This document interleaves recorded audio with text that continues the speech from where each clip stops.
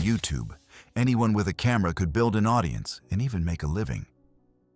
But in the race for views, likes, and subscribers, some creators have paid the ultimate price. In this video, we're showing YouTubers who suffered fatally while filming videos. It was May 17, 2014, in Davao City, Philippines. The air was still that afternoon, heavy with humidity and the sound of distant traffic from the city center.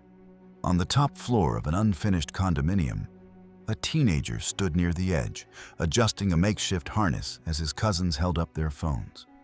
Renzo Villamor, 17, was a high school student.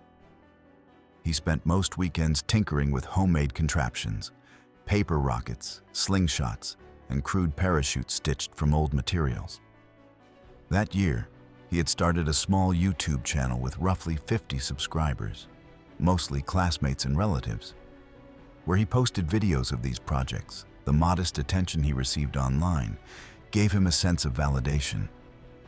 Family members often described him as ambitious and fearless, sometimes to a fault. They said he hoped to pursue an engineering course someday and dreamed of building something that really worked.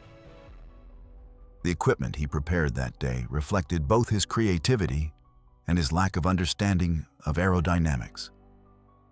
The parachute was made from 2 king-size bed sheets sewn together with nylon rope and adhesive tape, connected to a loose harness fashioned from an old backpack. He had tested it earlier by dropping small sandbags from the 4th floor, which slowed descent only slightly even when fully deployed. The makeshift canopy would provide almost no meaningful reduction in falling speed. The unfinished condominium, about 10 stories high, had no safety barriers or operational elevators. Workers were off for the weekend, leaving the upper floors exposed and accessible through an unsecured stairwell. Renzo had announced to his cousins that this would be his big video, one that would finally get views. His father and uncle, who were aware of the stunt, filmed from below. There were no safety ropes or secondary support lines. The family gathered on the ground near the building's driveway, watching from roughly 100 feet below as he positioned himself on the ledge. As the camera phones rolled, Renzo waved, the afternoon light reflecting off the pale fabric behind him. For several seconds, he hesitated, balancing on the concrete edge. Then, with a push from his heel, he leaped outward, holding the cords tight. Witnesses later recalled a brief moment where the fabric ballooned outward for less than a second, providing virtually no deceleration. A sharp ripping sound echoed through the open shaft, followed immediately by screams. The descent lasted approximately 2.5 seconds, consistent with freefall physics for a 10-story drop. The failed canopy fluttered behind him as Renzo's body rotated mid-air. He struck the concrete driveway headfirst with devastating force, the sound audible even from several floors up. The phone footage cut off just before impact, but witnesses later described his father sprinting toward the body, shouting his name as the torn canopy drifted to the ground beside him. His uncle called for help. Emergency responders arrived within 10 minutes. Paramedics found no pulse and noted massive cranial and cervical trauma. The autopsy report listed the cause of death as blunt force impact, consistent with a fall from height, with skull fractures and brain extrusion. Digital evidence from the phones was collected and archived according to Philippine investigative procedures.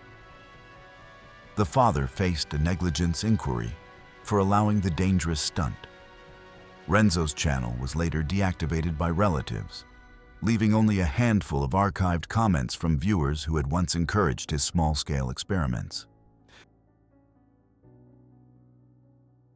It was February 22, 2018, off the western Cape Coast of South Africa. The ocean was calm, the air cool and clear, and a charter boat drifted near a small offshore island, where the water deepened into a dark green trench known for attracting great whites. A few miles offshore, Beneath the still surface, shadows began to move. Ethan Spinner, 27, was an American travel vlogger from San Diego.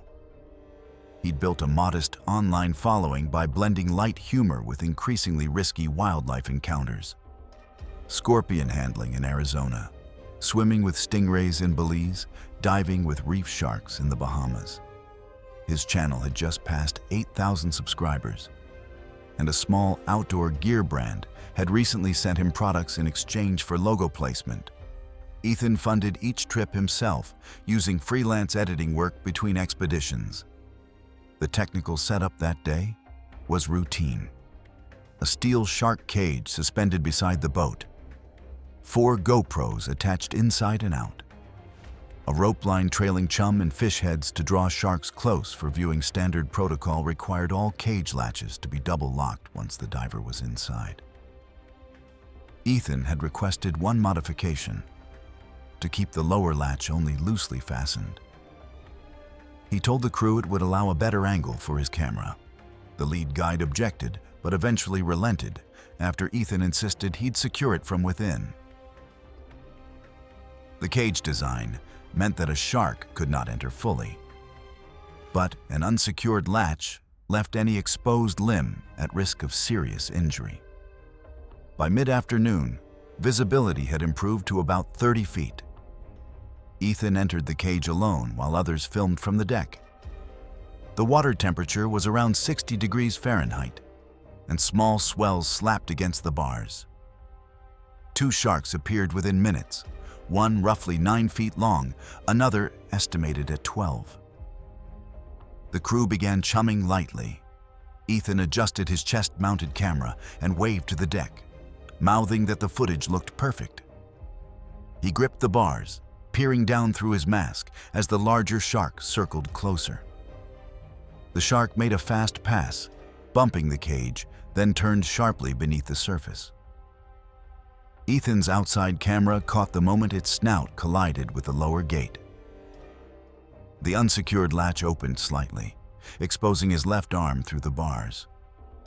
Ethan instinctively pushed against its snout, but the motion triggered a predatory response. The shark bit his left arm near the shoulder and twisted. The force partially amputated the arm at the shoulder joint, leaving it outside the cage. Crew members screamed as the cage rocked violently. A cloud of blood and air burst upward from below, obscuring the view. The deckhand yanked the winch to lift the cage, while another crewman tried to beat the water with poles to drive the shark off. Within seconds, Ethan's torso was lifted partially from the water, his left arm missing entirely and his body still partially submerged. He was pulled aboard, unresponsive, with deep punctures across his chest and neck. Despite immediate CPR and tourniquet attempts, he showed no pulse. The skipper radioed for rescue, with the nearest crew arriving by rigid hull boat approximately 12 minutes later, but it was too late.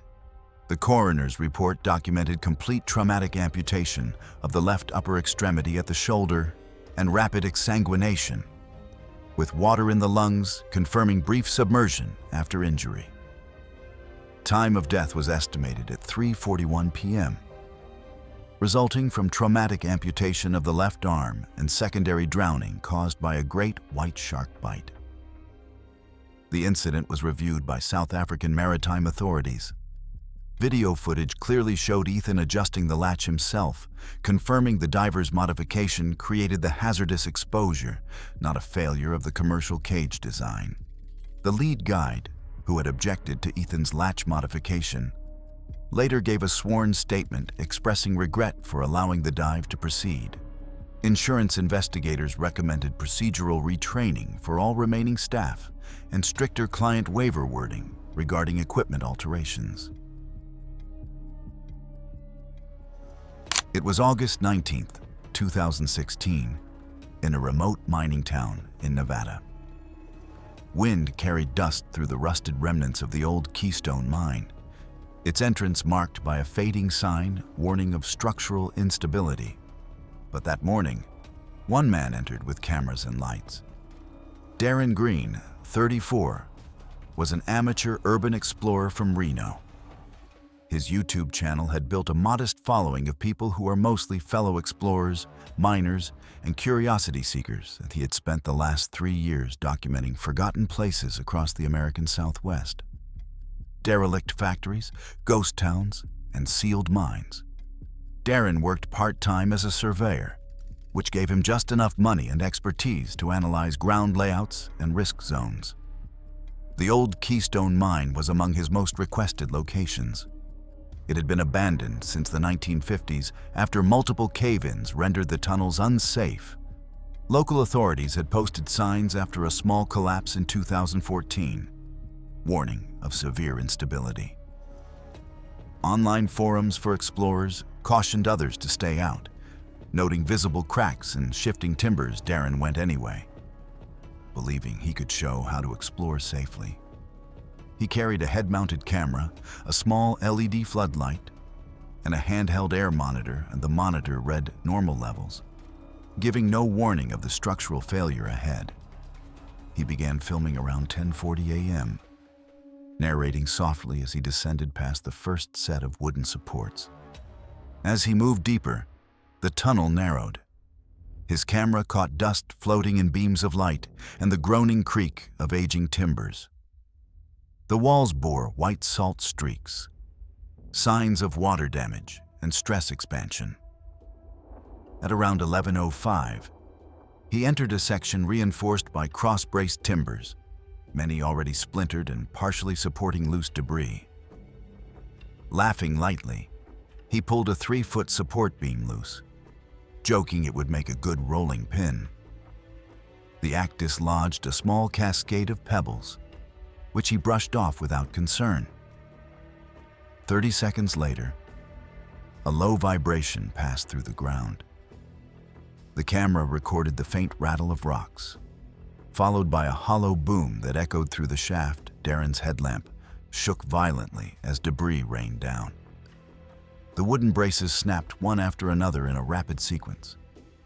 The rush of displaced air and dust created a sharp whoosh through the tunnel.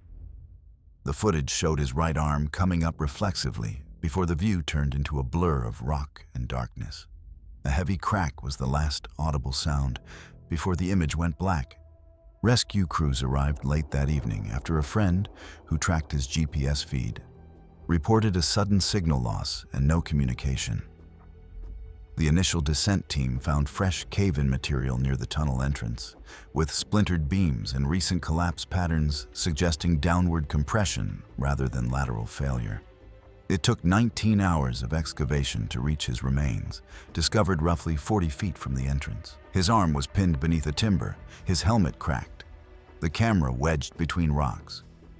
The autopsy determined cause of death as crush asphyxia due to thoracic compression from falling debris. Multiple rib and pelvic fractures were consistent with a vertical cave-in. The authorities ordered the mine permanently sealed with concrete barriers. The channel remained online, but inactive. His final upload, a calm, enthusiastic walkthrough of a shallow cave system outside Tonopah, recorded prior to the Keystone attempt, showed him smiling beneath his headlamp, saying he hoped people would see the beauty in places time forgot. It was September 14th, 2018, in an industrial district on the outskirts of Jiangsu province. In an open concrete lot between warehouses, a lone tripod faced a cleared space marked with white paint, cables, and batteries neatly arranged on the ground. Jibao Yu, 25, worked as a factory technician at a small electronics manufacturer. He had been passionate about remote-controlled helicopters since high school, building his first model from scrap parts and salvaged motors.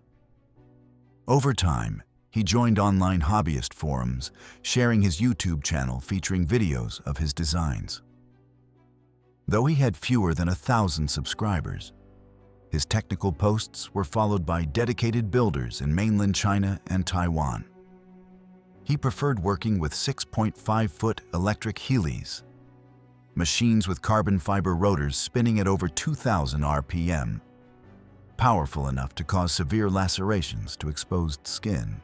Z had recently upgraded to a new rotor set imported from Germany, known for its high torque and lightweight composition.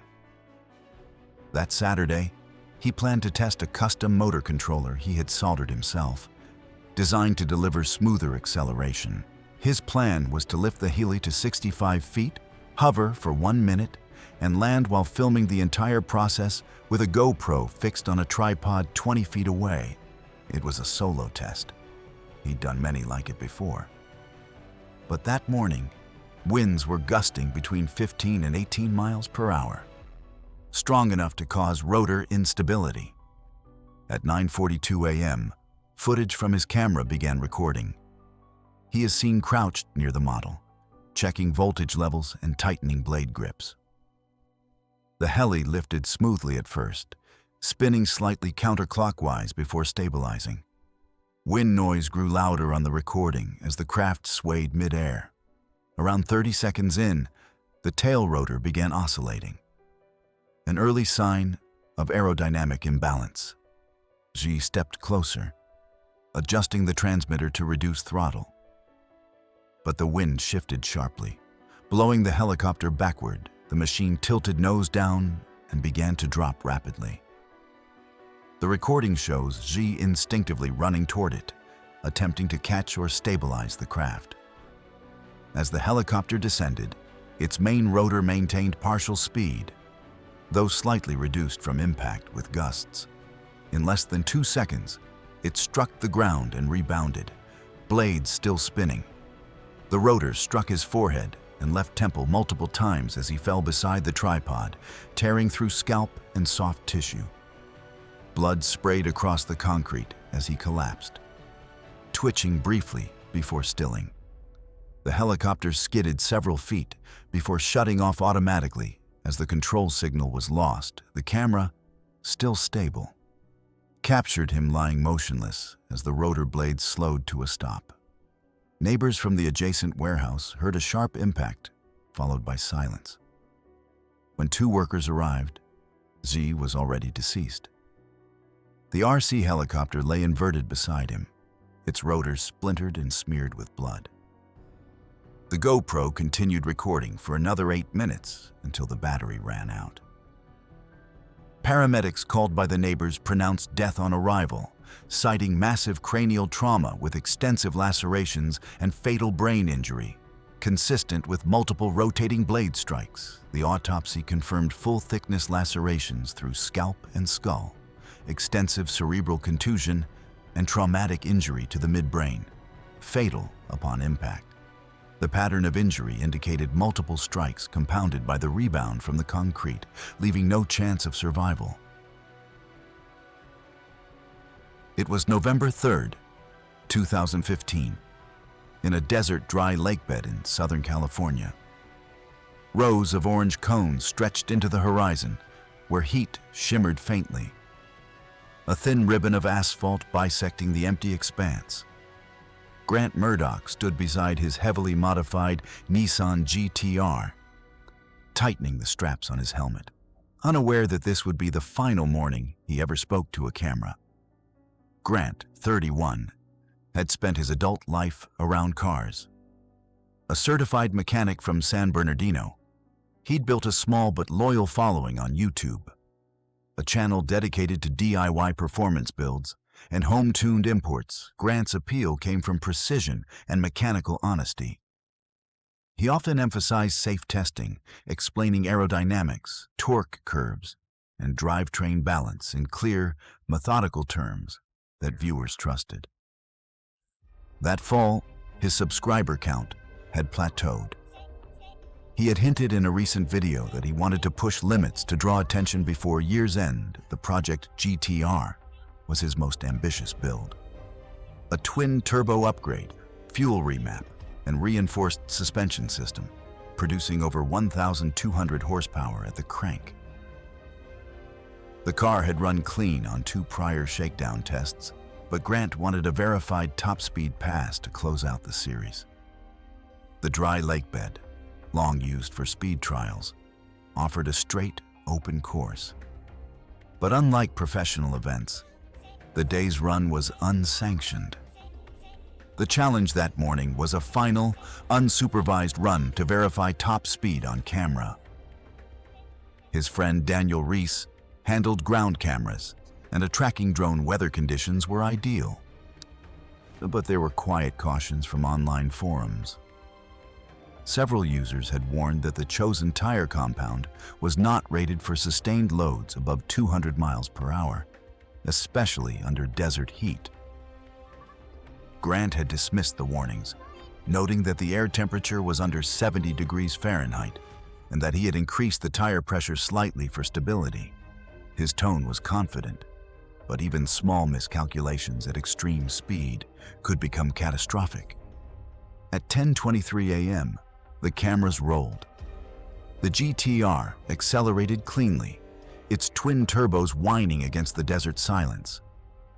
Within seconds, the car passed 150 miles per hour, its suspension compressing slightly over a faint ripple in the tarmac. The drone's telemetry recorded 211 miles per hour at peak speed. Frame by frame, a subtle oscillation appeared at the front right wheel, followed by a small spray of rubber particles. The tire failed catastrophically. The right side of the car dropped sharply, yanking the chassis into a violent yaw. The vehicle briefly lifted slightly due to uneven weight transfer before rolling multiple times, deforming its structure and separating components across hundreds of feet. The GTR's safety cage deformed on the second impact. The 5-point harness tore from its mounting plate. Grant was ejected mid-roll, striking the asphalt and debris with massive force.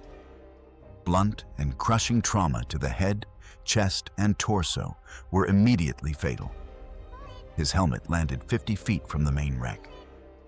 Sparks from metal contact ignited fuel from ruptured lines, setting the shattered shell ablaze. By the time paramedics reached the site, the wreckage was unrecognizable. Resuscitation was impossible. The medical report listed polytrauma due to high-speed vehicular rollover as the cause of death. Investigators noted that the front right tires showed both sidewall delamination and signs of overinflation, indicating a combination of mechanical failure and operator misjudgment. High-speed drone footage confirmed the blowout occurred immediately before the vehicle lost control. Authorities ruled the death accidental. The video's SD card was released to Grant's family, but not made public. Grant Murdoch's memorial was held at a local tuning shop in San Bernardino. Dozens of enthusiasts brought flowers, laying them beside toolboxes and old exhaust manifolds. It was April 3rd, 2016, in Krabi, Thailand. The late afternoon sun cast a hazy glow over a small bay, where limestone cliffs rose sharply from the water. The tide was beginning to shift, and the sea appeared calm and shallow beneath the cliffs. Tourists lounged on the sand, unaware that a few minutes of reckless confidence were about to turn a travel vlog into evidence of a fatal mistake.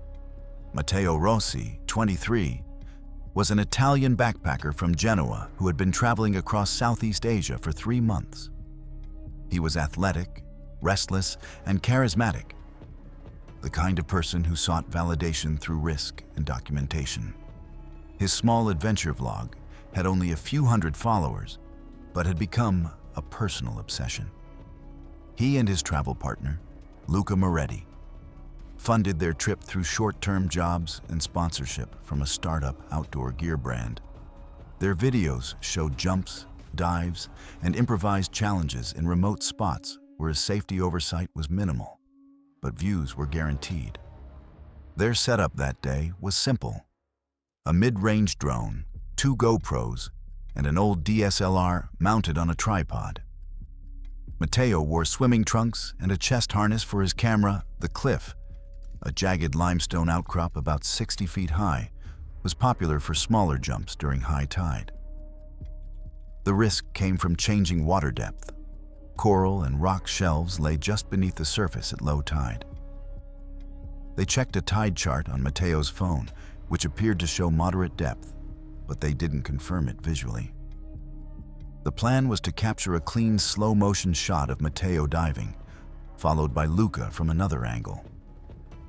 In the hours leading up to the jump, the two filmed practice clips along the base of the cliff, climbing barefoot and joking about the height.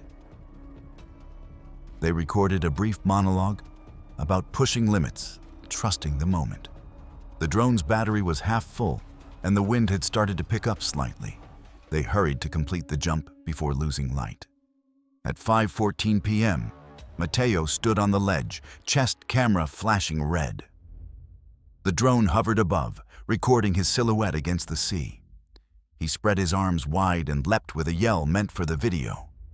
For 2 seconds, the fall appeared perfect. Body straight, arms tucked. But the impact came sooner than expected. Instead of the dull splash of water, there was a sharp, flat crack as his head struck a hidden rock shelf just below the surface. The impact forced his neck backward with violent speed, and his body flipped partially on entry. The drone footage captured a burst of red, quickly diluted by seawater and turbulence spreading through the water. Luca screamed and climbed down immediately.